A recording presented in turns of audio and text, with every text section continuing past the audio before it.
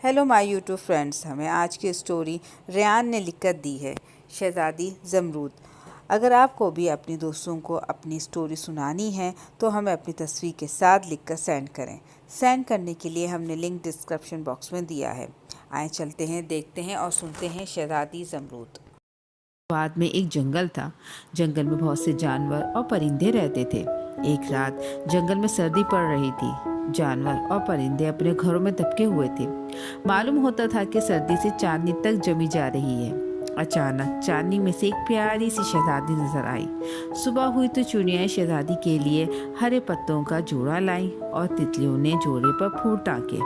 शहजादी का नाम ज़मरूद रखा गया। शहजादी जंगल में हंसी खुशी रहने लगी। वो चुड़िया से मिलने इनके घोंसलों पर जाती, जंगली फल खाती, हिन्नी का दूध पीती। एक दिन चुड़िया एक खबर लाई।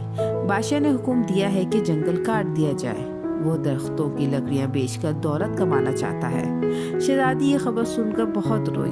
ये देखकर दरख्तों ने चुपके से हवा से कहा, शहजादी को यहाँ से ले जाओ, वो हमें मरता नहीं देख सकती। हवा ने शहजादी को बगले पर सवार कर दिया और बगला शहजादी को दूसरे मुल्क ले गया, जहाँ के लोग अपने दरख्तों को नहीं काटते थे। शहजादी सारे रास्ते रोती रही। इसके आंसू जमीन पर गिरते तो ज़मरूद बन जाते।